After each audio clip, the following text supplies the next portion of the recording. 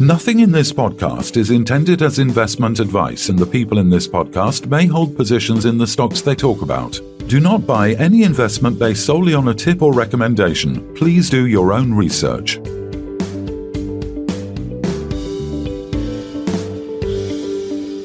Hello and welcome to the Sunday Roast, Sunday the 26th of February. I'm Phil Carroll. And I'm Kevin Hornsby. So the week that was, the invasion of Ukraine by Russia, I mean, many people said that it would be over in a couple of weeks. I think Putin thought it would be over, but here we are 1 year on, showing no signs of letting up. Devastating impact with an estimated 188,000 Russian casualties. That's just the Russians. Probably can't quantify the Ukrainian casualties, including innocent bystanders, let alone the Ukrainian army casualties that are mounting up. 12 months since Putin launched this. It's a very hard not to do this, isn't it? The old special military operation with the old fingers, upending the lives of millions, and the fighting rages on. What are your thoughts on that? For me, it's got another year minimum. I don't really know is my answer. I don't know, and I don't think anybody really knows. Because the problem we've got is we're dealing with, it's wrong to call him a madman maybe, but he's obviously got an agenda that isn't necessarily Russian-based. The Russian people, are they going to turn against him eventually? Are they going to be able to turn against him? Do they know the full truth? For sure, I don't think they do, but they're also not a stupid group of people, so... It's hard to know, isn't it? It's hard to know. I mean, this whole Ukraine is a Nazi state and they want to... I mean, it's wearing thin, and it must be wearing very thin with the Russian people as well. Especially as, sons, husbands, fathers are all being shipped off. And basically, as you said, 188,000 people died. I mean, this is... It's madness. I mean, mental. There's a divide, apparently, between the younger generation Russians, the 30-somethings, 20-somethings, and then the older, more mature, the pension age, who are obviously the diehard, staunch. We want the denazification of that they're following the Putin line, and then you've got the youngsters who've got brothers and sisters who were living in Ukraine, etc. Because obviously they were very close, being a former Russian state.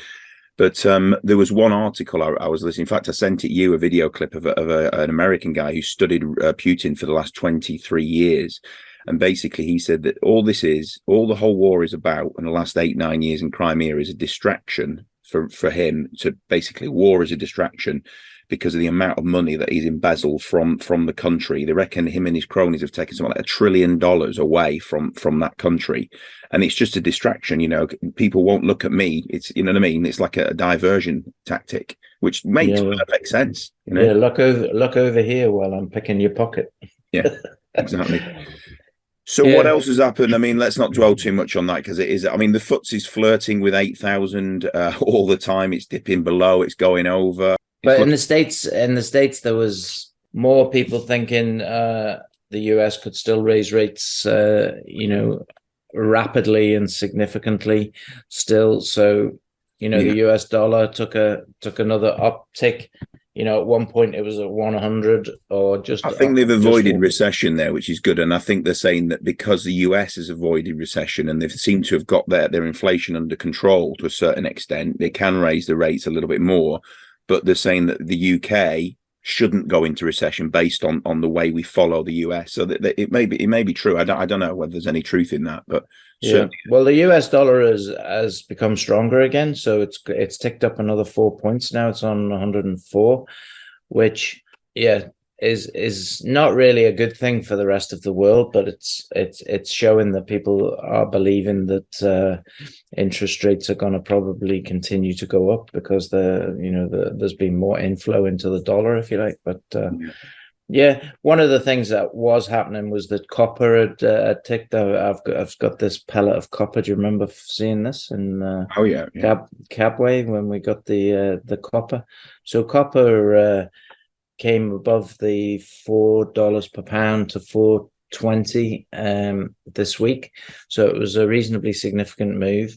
So that puts it significantly over 9,000 tons $9,000 a ton now. So yeah, that's happened. And yeah, I also this week, one of the things I did this week was go to the home school and talk to them about the chrome and the copper. We talk about the cobalt as well. So, and next week I will carry on with some more information about that we picked up in South Africa initially with Jubilee Metals. Yeah, Jubilee Metals is currently on sale, by the way, at under 10p, because of the news of what did happen last year, but nobody seemed to think about the positives about what was going to happen this coming year. There was the sad news of the passing of obviously John Motson. What a voice. I mean, was there ever a better one for football commentary? The tone. I mean, listen to this. This is him on Michael Owen. I think they putting them ahead against Brazil in the 2002 World Cup quarter-final.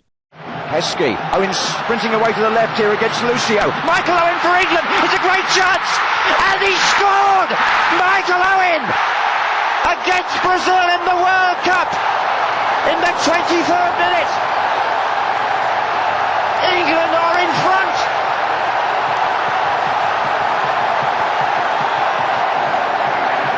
Michael Owen and England sizzling in the heat of Shizuoka. And after this, the sausages will be sizzling back home, I should think. It was the voice of my childhood and growing up and listening to Liverpool win nearly every game that they played in. So yeah, I have very fond memories of John Motson in terms of his commentary. He was never completely outspoken in the way he commentated. He was very he said pretty I remember him saying, "Oh, Ballack," when Ballack scored against it for Chelsea. And Ballack, he always, and there was the one about the German player who, as we know, that starts with a K, ends with a TZ. It's the C word effectively, and he made some really good jokes around that. It's time for the hardworking to come off, and he was brilliant in the way that he added a bit of humor to his his commentary. But statistically and technically, he was a serious mind, wasn't he? He knew a lot. Encyclopedic knowledge, wasn't he? And the other thing, how things connected. Exactly. And the other thing about him, a lot of people say this, is that, we all felt like we knew him in some way. He was like that father. I actually met him once in Manchester when I was working up for the BBC, because obviously he did a lot of work up there. And I saw him in the hotel lobby and said, and he was just a lovely guy. He would be approachable. He was talkable. He was a good guy. So very sorely missed. So the other thing that cropped up this week, and I was reading an interesting article, and basically the article was discussing the work of a doctor, Dr. Oliver Zollman, who's a young Cambridge medic who's trying to prove that aging can be quantified in all organs of the body, and that it can be reversed, or aging can be reversed. And he's been working, or he's fascinated with a client, a guy called Brian Johnson, he's an immensely rich software entrepreneur who funds a team of more than 30 medics and health workers, led by this Solomon guy, to monitor the functioning of his body and all its organs. And his lifestyle is mad. You can look it up online. He wakes up at 5 a.m. He does like a 1 hour workout, and he's like, strict calorie control, vegan diet, massive exercise regimes, constant blood tests, ultrasound scans, colonoscopies, and endless other interventions. And his idea is he wants to turn his body back from, I think he's about 42, 43, and he wants to go back to sort of 21, 22. And all signs so far are proving that he's got his skin is he's getting younger. And it's just madness. And it basically, there's a lot of ethical and practical concerns regarding the work and his lifestyle. And obviously, it's very expensive. He's putting massive amount of money into this, and it's obviously not going to be accessible to the masses. So it's interesting. But it kind of segues nicely onto our next guest, who's in this longevity space. Dr. Eric Leire, founder and CEO of Genflow Biosciences, a leading biotechnology company that is focused on developing innovative treatments for age-related diseases. Welcome back, Eric. How are you doing? Very good. Nice to see you again, Kevin and Phil. Very good as well, yeah. So for the listeners who may not have heard the first roast we did with you, do you want to just talk through what it is exactly that Genflow Biosciences does? Yeah, Genflow is a longevity company, means we want people to age better. So we develop a gene therapy that not only allow you to live longer, but if I give you 30 years of miserable life, it's not a gift. But what we want is to make the last year of your life very enjoyable. By not enjoyable, I mean without type 2 diabetes, without Alzheimer, without cancer, without stroke. So delay all those age-related disease, and also diminishing the decline in cognitive function, in mobility, in balance, in audition that we generally associate with aging. The whole purpose of this area of science is to make us live longer or just better. If you don't live longer for whatever reason, you're going to live better during that period of time.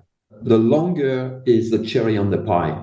Okay. Again, if I give you 30 more years, but you spend these 30 more years going to chemotherapy, dialysis, having an Alzheimer, that's not a gift. Quality of life. So it's really delaying what we call aging. Aging is not a fatality. We start to understand the biology of aging. We can act on it. It works really well on animal models.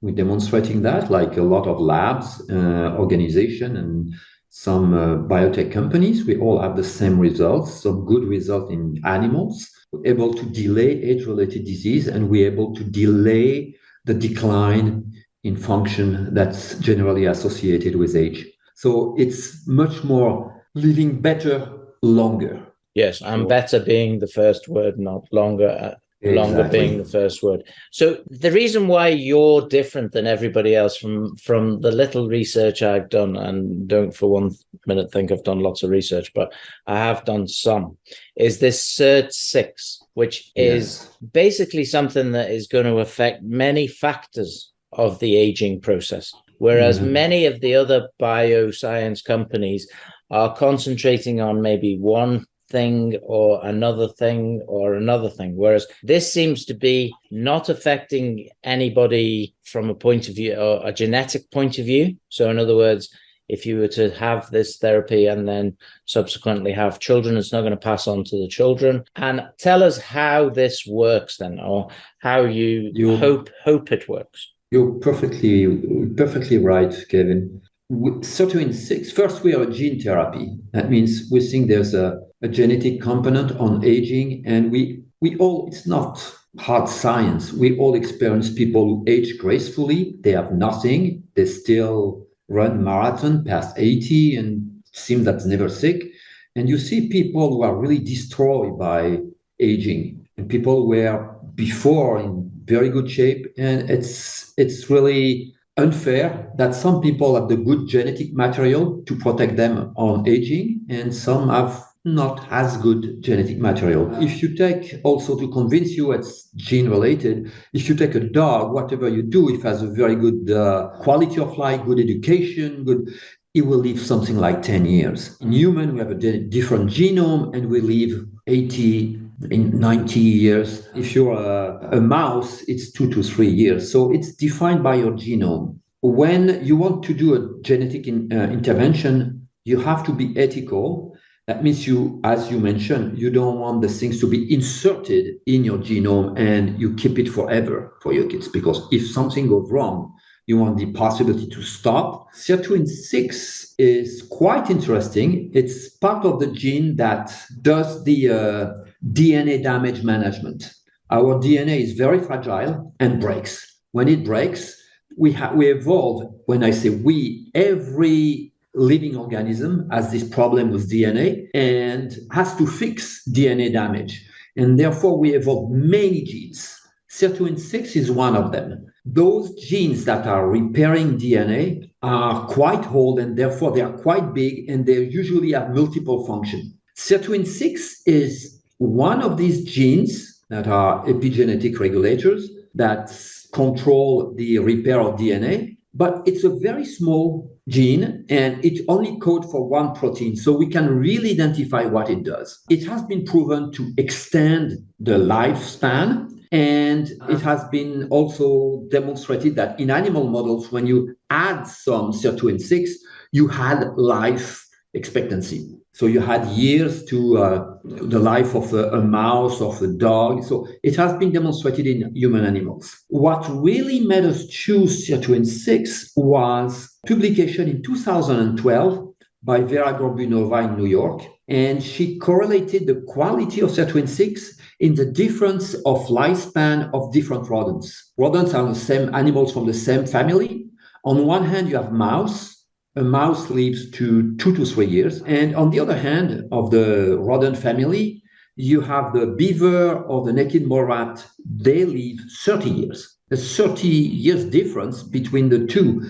And she demonstrated that the quality of their sirtuin 6 was correlated with the lifespan of those rodents. And what's extremely interesting, they demonstrated also in the paper that the difference in the sirtuin 6 of a mouse and the sirtuin 6 of a beaver were only 3 to 5 amino acids. So very small modification. Of course, that begs the question, could we have a better sirtuin 6 in human? So we sequenced a lot of centenarians and we discovered mutation, in fact, 2 different mutations that you can find only in centenarian, and that those mutations of sirtuin 6 3 times more potent as a gene to repair DNA. So they repair better the DNA and therefore they live longer. The study of centenarian is extremely interesting, and that come again to your question, longer or better.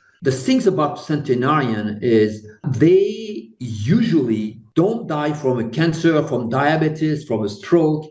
They go to bed at 110 and they die quite fully, and they never seen a dialysis machine. They never went to a chemotherapy. They not especially have a good quality of, a good discipline of life.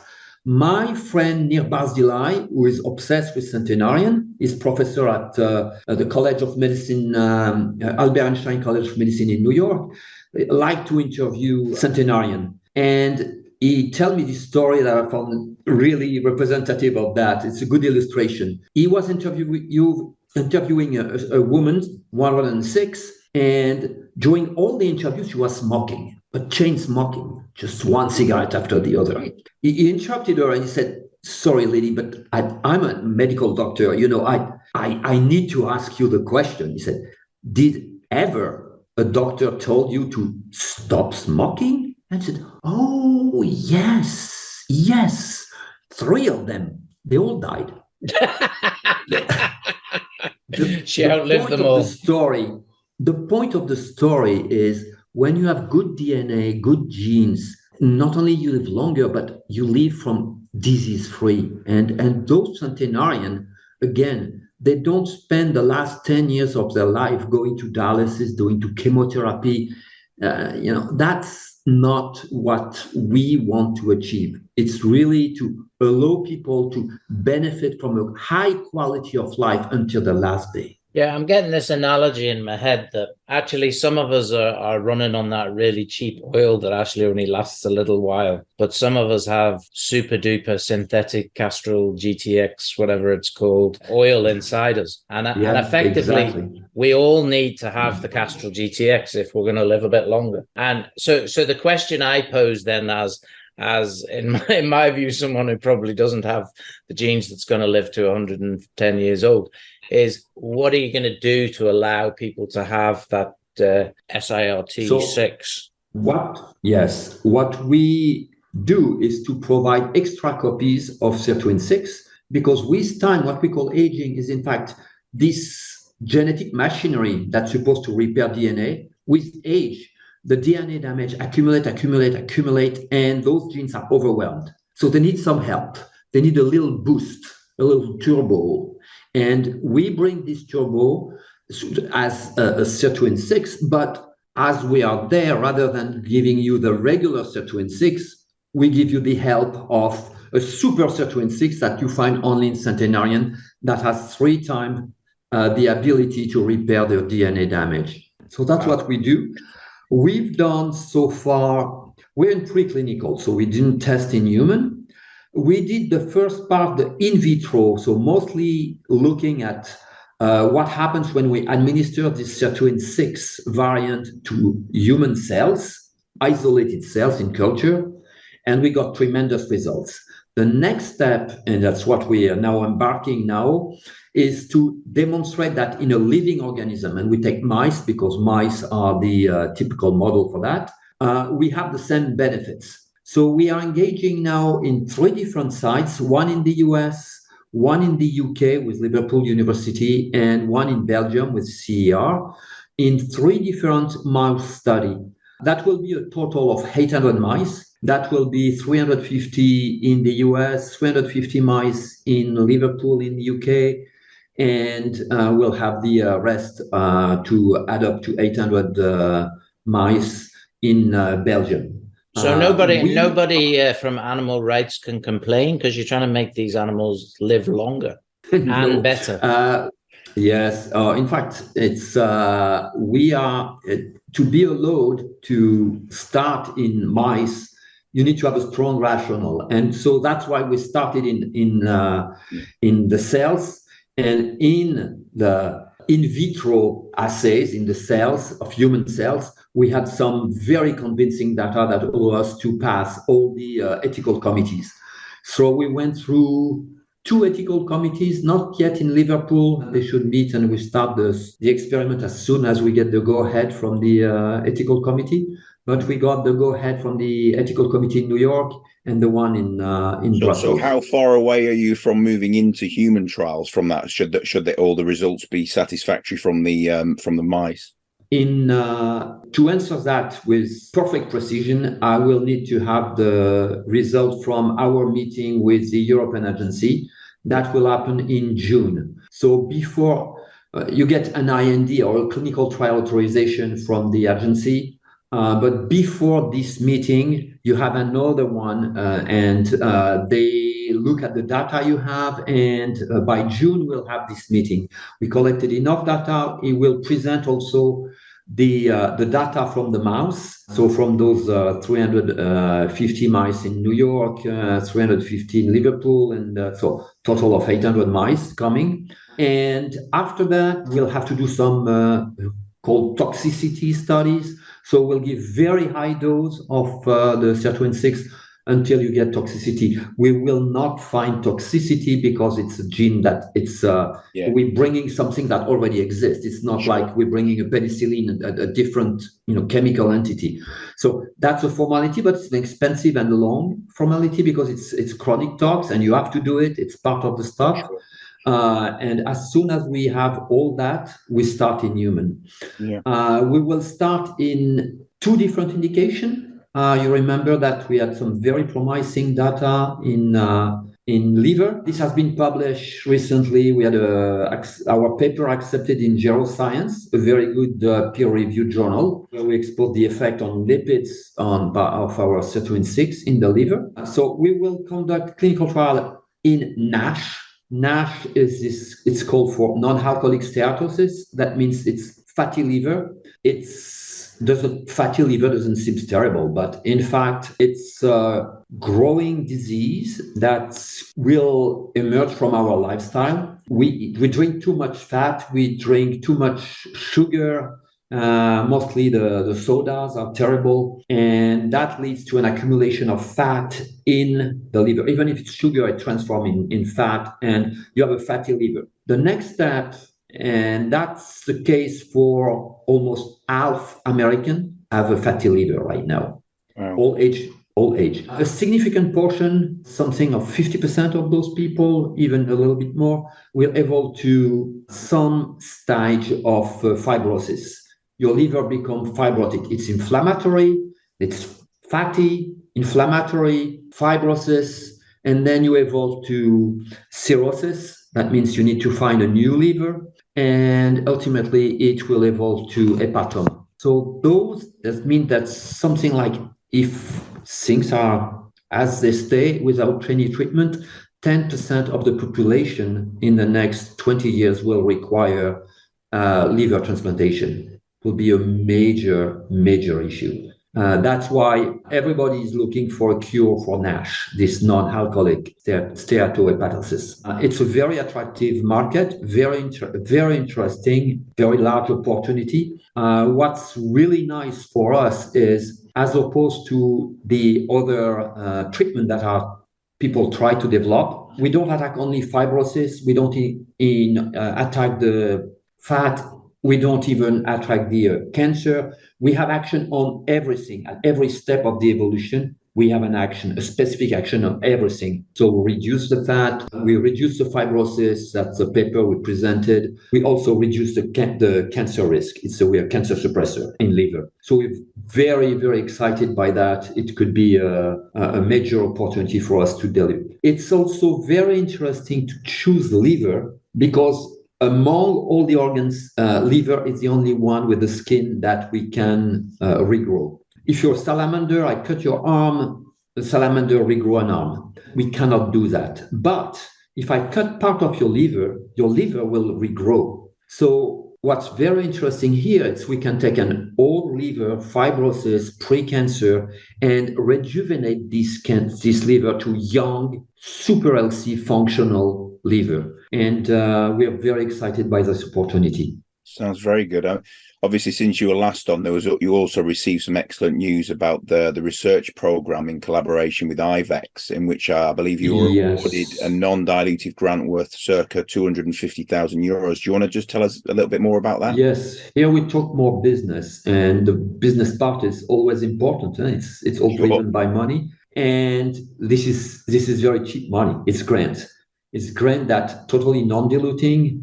We don't have to reimburse. It's just cash advance. We got cash advance from the Wallonia region that covers 70% of the research we conduct everywhere in the world. And they allowed us to have now, it covers also post-Brexit. They were first limited to Europe, but it covers now research we conduct in the UK. So, for example, our 350 mice study that we'll conduct in Liverpool will be covered by this grant.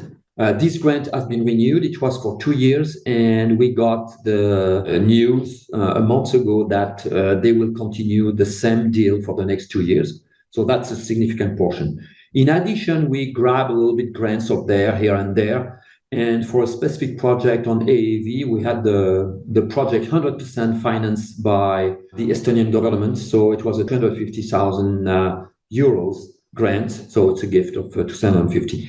We are continuing to pursue a lot of grants, non-diluting grants. It's part of our strategy to get as much non-diluting financing in the company. But we're not only focusing on grants. We want also we are a listed company.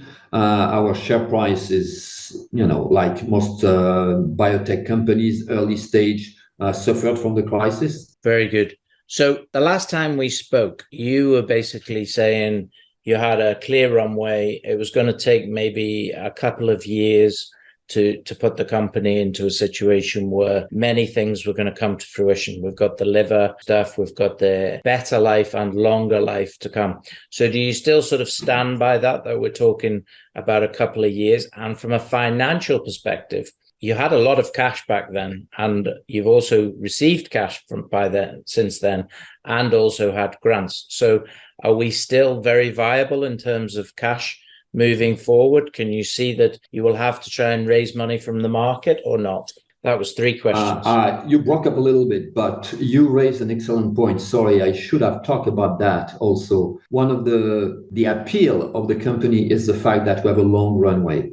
So maybe the times are not good for early stage biotech, but we raise the money and we have something like a 2 and now 3 months runway.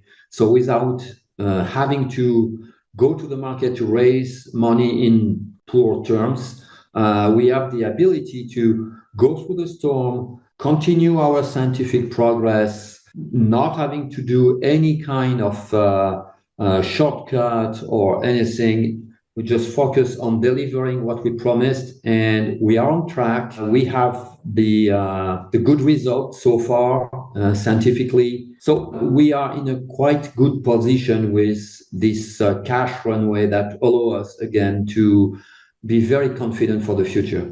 And just remind me and remind people, what type of patents or protection have you got over the research that you've done on this SRIT6? Yes, patents are key in our business. We have two types of patents. One is the composition of the sirtuin 6 variant. We got the exclusive license worldwide from Columbia University, Albert Einstein College of Medicine, and University of Rochester. That's a very important part of our patent, and we got recently some positive action from the patent office, so we are quite happy with that. It's progressing. We should have the patent issued, and we should go to in USPTO, and then we should move to national. So next step is PCT approbation, and then national. So that's going well. The second patent family is on the method of delivery, and we're working hard to expand that patent. So far the patent covered the AAV, but we're developing a way to blind the AAV to the immune system. And that's quite attractive because it allows you to repeat the AAV infusion without losing any efficacy, because this AAV's infusion will not trigger a response from the immune system, so there won't be any neutralizing antibody that may compromise the efficacy after multiple infusions. So that's also an opportunity to grow the second family of patent on the delivery. So AAV, exo-AAV, what we'll end up with an IP position that's quite comfortable, where we have a long life.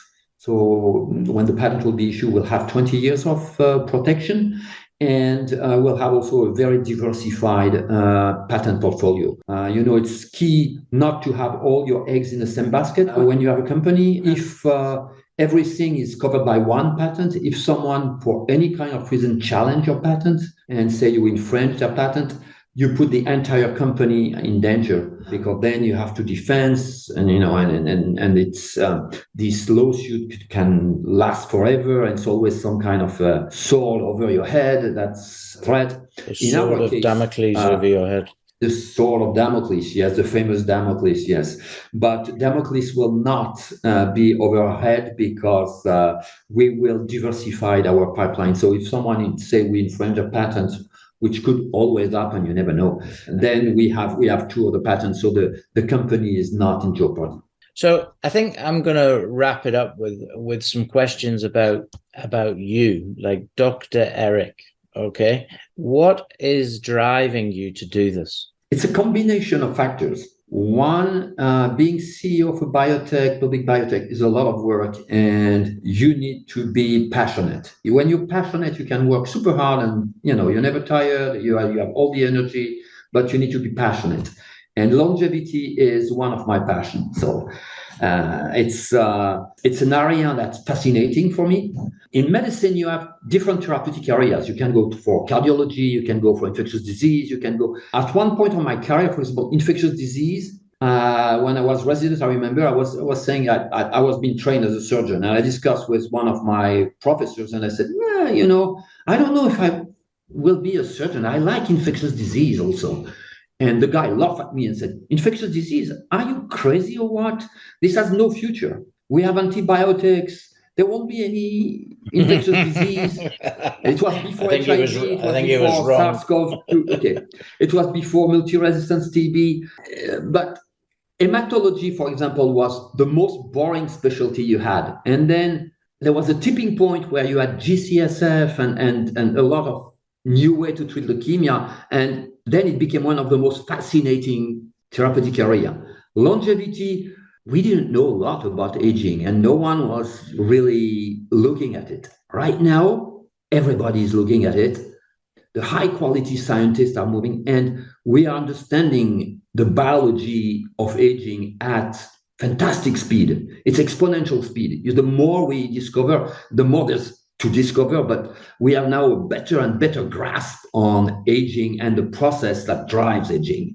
It's a luck to be able to be part of this revolution. So that's what drives the passion I have for longevity. Second factor, it's personal factors. I have family members who age fantastically. They're 90, they still play tennis, they don't have any problems, they're still active in life. They are political activists, and they are 96, 92. And I have other members who are even younger than that, but they are ridden in bed with disease, and they were brilliant people. And to see those people having something miserable when they were so bright people, I think there's something to be done here. And that drives me also. Yeah, good. I mean, I think we all need a personal aspect in some way, shape, or form in what we do. I think that gives us the passion. It gives us the drive, if you like, to actually do something. So if I gave you a crystal ball, and as you want everybody's life to be longer, 5 years from now, where would you see Genflow Biosciences? In 5 years, there will be a lot of change. Within 5 years, I can tell you that we'll see some regulatory agencies like the MHRA, the FDA, the European Medicine Agency will consider aging as a risk factor. A risk factor like high blood pressure, like high cholesterol. It's a clear scientific fact that aging is a risk factor. You can see that you don't get type 2 diabetes when you're young, you don't get a stroke when you're young, you don't get cancer when you're young, except a few leukemia and glioblastoma. You don't get neurodegenerative disease when you're young also. So all those are linked with age. We've seen that age had a very bad influence on the immune system with the COVID. And people who were dying were mostly old people. Their response to the vaccine is not as good. So aging is definitely a risk factor, and it can be managed. We can delay this process. So that will be regulated by agencies. Could be MHRA first, FDA first, maybe the European agency. But once one agency will consider aging as a disease or a risk factor, doesn't matter, you will see a major entry of pharma company. Pharma is not involved in longevity right now because they think it's not their business. They want an entry barrier. They want the regulation from the FDA, from the European agency, from the MHRA. Once that happens, they will acquire companies like mine. There's few longevity biotech companies, definitely establishing Genflow as one of the top 10 biotech companies. We are the most undervalued because we're not in the US. We expect to correct that short term with the trading in the US, but being European will be still undervalued. So I see Genflow as the target of a major acquisition by a pharma company. You are actually a big threat to the pharma companies, no? Because ultimately, not at all. You're gonna make people effectively healthy and not require these medicines that pharma companies put out. Not at all. In fact, pharma is quite interested, and they start to send scouts. We already signed a couple of CDAs. We already talk with people from pharma industry.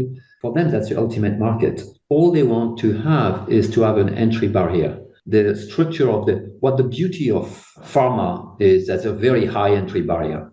Any kind of business where there's no entry barriers, if you're successful, there are 1,000 new guys that, okay, I can do the same, and I can, okay. Pharma, once you're there, it's very difficult for newcomers to come because of this regulation. So their business is to be protected by a major entry barrier, and that's regulation. Once we have that, the best market ever, because for now, their market is lung cancer, it's Parkinson, but not everybody will develop a lung cancer. Not everybody will develop Parkinson, but everybody will age. That's the ultimate market, that's the largest potential market. And that's exactly the sweet spot. They will market. One thing you have to understand is there won't be one winner among the biotech companies developing the longevity therapies. it's like cancer. You don't think that cancer will come from one company. You have multiple companies bringing solution for cancers. Same thing with longevity. Aging is as complex, maybe even more complex than cancer.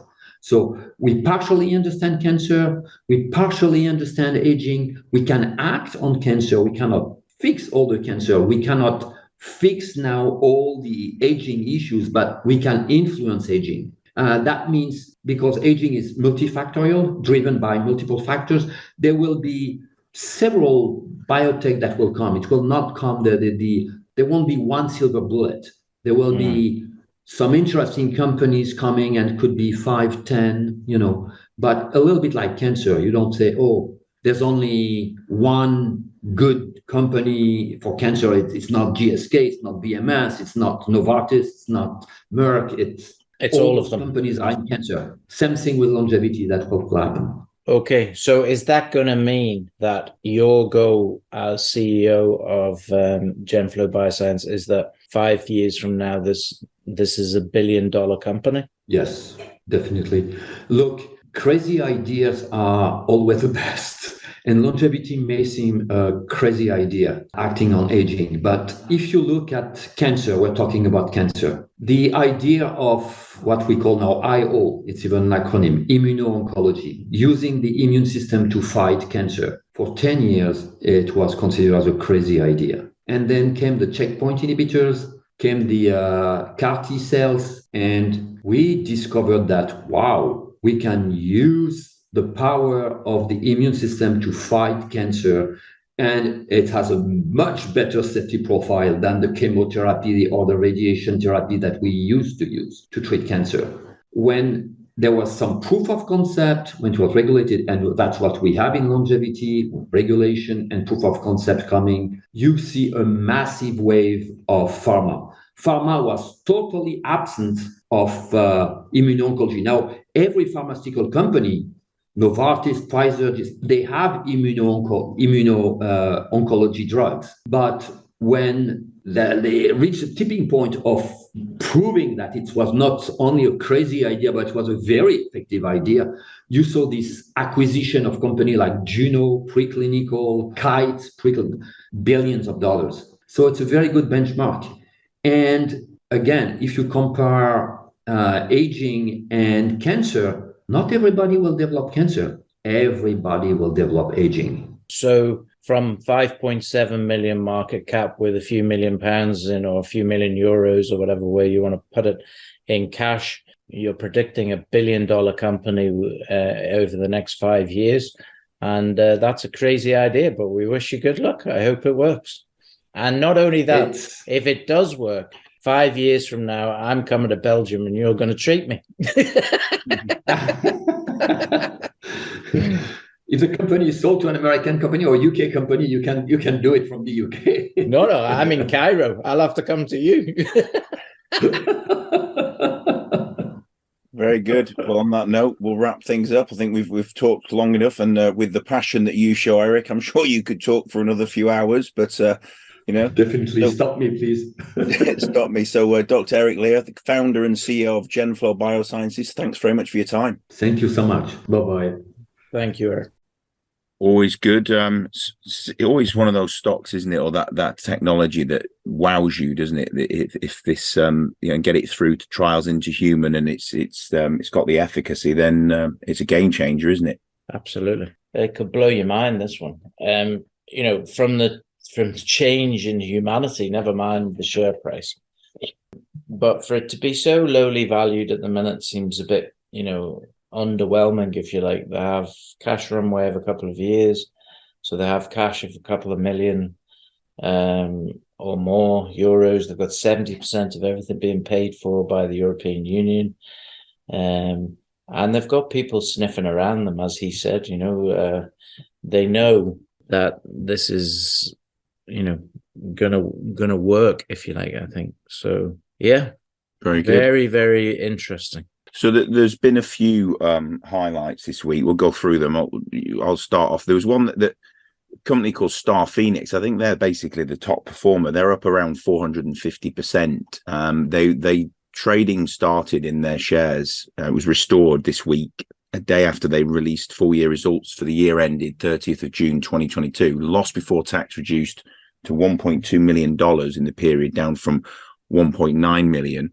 The company has oil and gas services operations in Indonesia and Trinidad. So quite what moved that one. Obviously, the reduction in the loss before tax, but the market works in strange ways at times, doesn't it? Certainly does. It's bizarre. Absolutely bizarre. 400 and something percent, you said?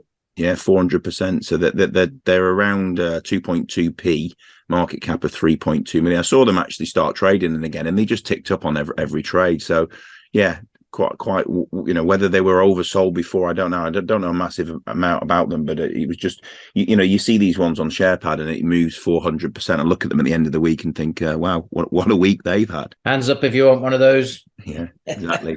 Don't we all? Yeah, I mean, would it change somebody's portfolio if you had only held in 6 or 7 stocks and you had one that did 400%? What would that actually do to the portfolio? You'd probably be up 60-70% on your total portfolio. So yeah.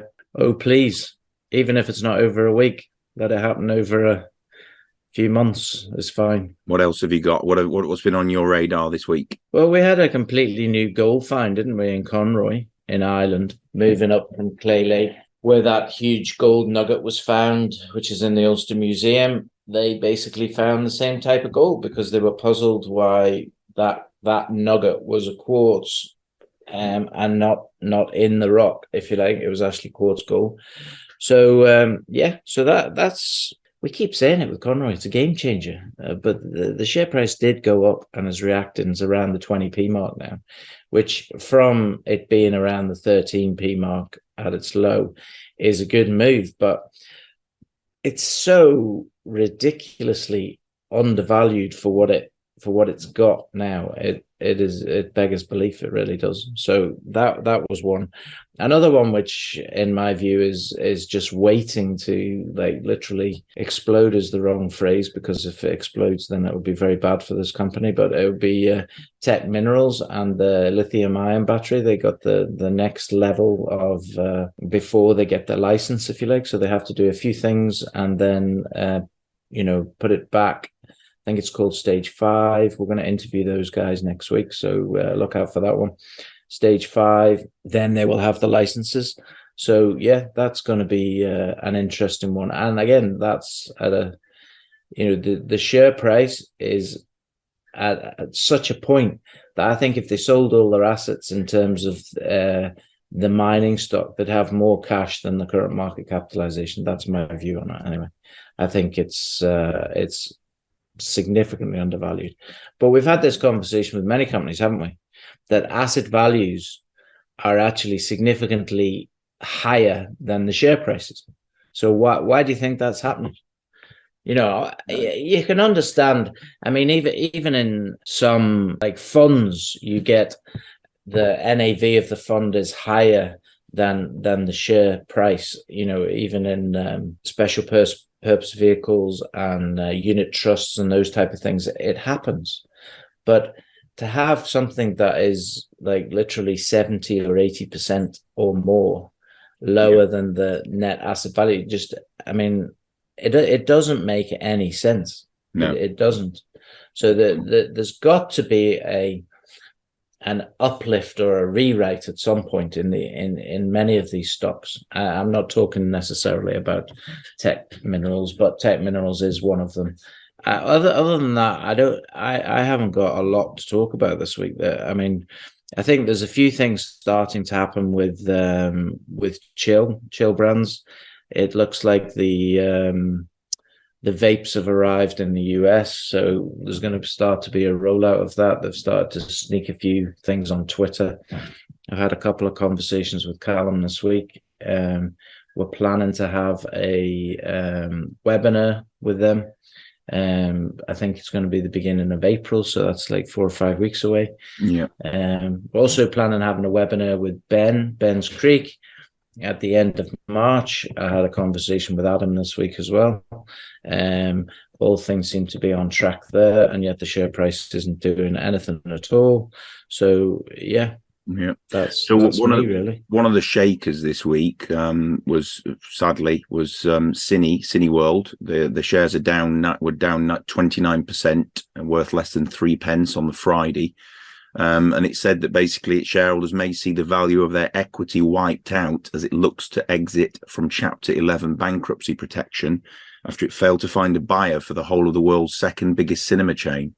It said it had received initial proposals from a number of counterparties, but none offered an all-cash bid for the entire company, sadly. So in light of the level of existing debt is expected to be released under any reorganization plan, the company does not believe that there will be sufficient creditor support for a plan that contemplates any recovery for equity interest, it said in a statement. So sad news there all round. I mean, that one looked like it was bouncing back, obviously being hit massively during the pandemic. That's another casualty of the pandemic, isn't it, that one? Absolutely. So the other ones that were on the radar this week was Tech Capital. They had a good announcement. They actually had an oversubscribed placing, 2.25 million, to provide growth capital to their portfolio companies. Microsoft, and I've talked about that before, will receive £600,000 to build inventories, and Guidant will be allocated £1 million. That's their investments, and the remainder will be used for working capital. Microsoft's preparing for an AIM IPO, having appointed a Nomad in December, so that one looks exciting as it comes to market. Harland and Wolff, another one that we've mentioned in the past, they signed 6 small routine repair and fabrication contracts worth £10 million.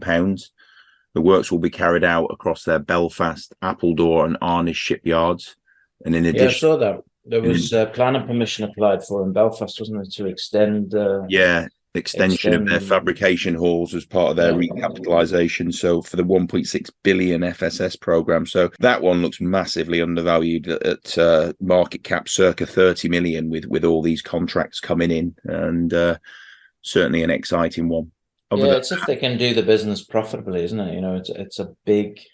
It's a big old company, isn't it? When you look at it, it's a big ask, isn't it? This is the problem. It's like big things and big prices, and you know, lots of labor, lots of people, lots of equipment, lots of everything, literally. So it's adding all that up, and will it come good? I think it probably will. I really hope it will, for the sake of industry in those areas. It will be fantastic, and obviously the shareholders will benefit as well. One of the things that has started to intrigue me, and I read an article about it this week, was, you know, what is the next big thing? You know, it's like we've talked about copper and its requirement. We've talked about lithium, and everybody's talked about lithium, and lithium is like the thing, if you like. But the one thing that this article was focusing on was graphite, okay, and the fact that graphite is going to have its day, and it was talking about different shares that are in the UK market that has graphite, and it was talking about Blenco Resources. It was talking about Tirupati. I forget the name of all the others, but you can also mention Sovereign Metals in there because of the graphite as well as the rutile, and that there is such a lack of this stuff. And even if there is an amount, China controls the whole game. So therefore, you know, these companies almost have to do well, because they have the graphite, and it should start to do well. And moving on from that, the article then moved on to this whole rare earth thing as well, that, you know, we need these rare earths for the magnets and the different things that are required for the batteries. And again, you got a couple of companies there. I think on the UK stock market, you've got Macango, is it? And you've also got, and Macango is very interesting because they're starting to recycle the stuff as well. So that was an interesting play, not only just have the assets and possibly mine them, but also to recycle them.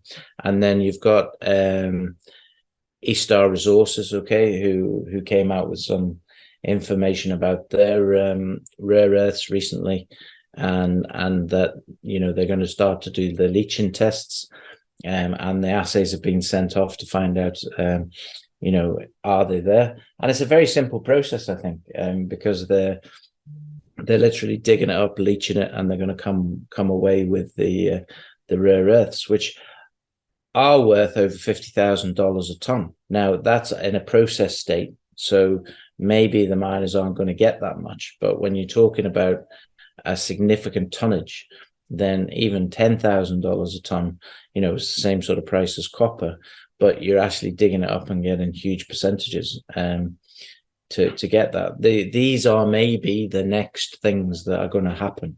We've gone through this process where we've got copper and nickel as well. You can add nickel in there as well, can't you? Copper, nickel, lithium, graphite could well be the next one, and also rare earths, because they're needed to build this battery. And if we don't have this battery, what are we going to do? And then I think the next one after that, sorry for going on for so long, but the next one after that then is vanadium, which is the storage battery element that is required. So I think we're in this process. Maybe they'll all come similar times, but I think we're moving down this road. And where you are on this road, I don't know, but it's good to think about it from an investing point of view.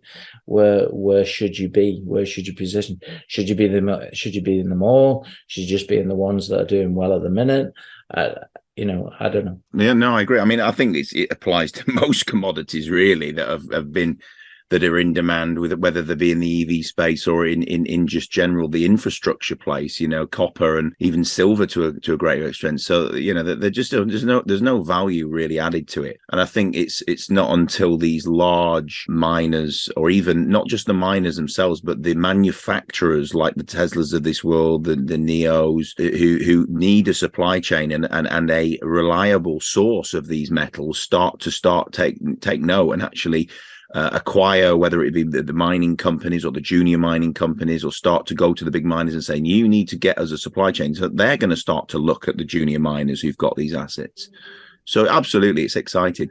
There was one that a big company, you might have heard of them, Rolls-Royce. Yeah, I think I've heard of Rolls-Royce. Yeah, Rolls-Royce. Well, they had an RNS this week, and they actually moved their stock 25%. They've improved orders, revenue, profit, and cash flow in 2022.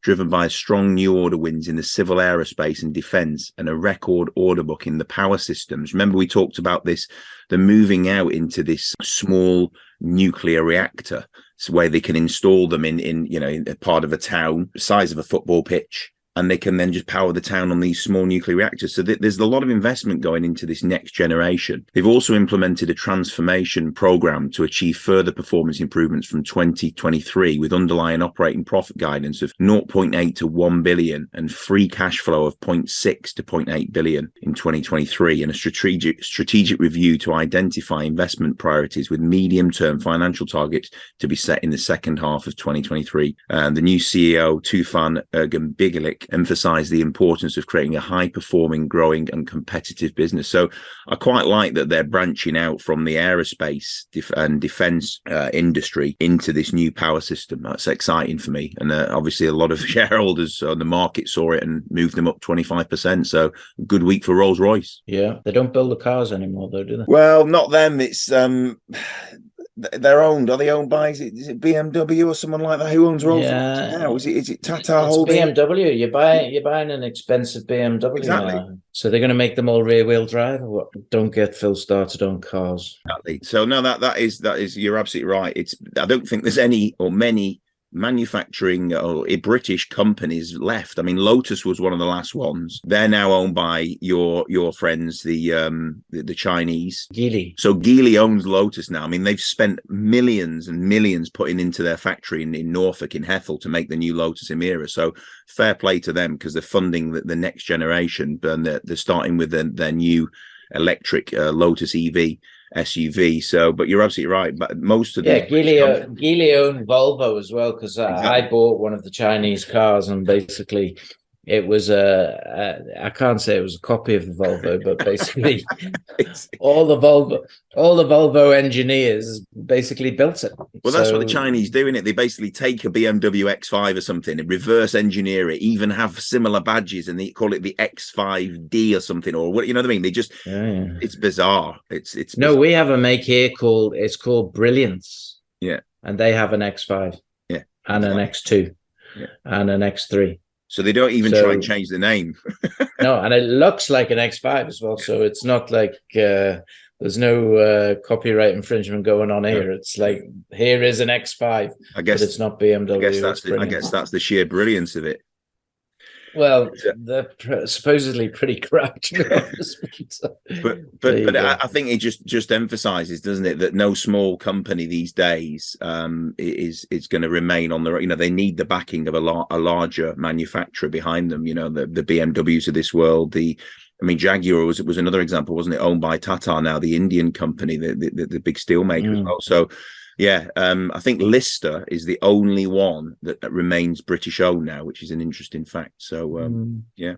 But it also goes along the fact that what we were talking about, that all of these bigger conglomerates want to secure their ability to get things, you know, and they're going to need, for this electrical vehicle revolution, if you like, they're going to need all of those things we just talked about, whether it's nickel, copper, lithium, graphite, rare earths.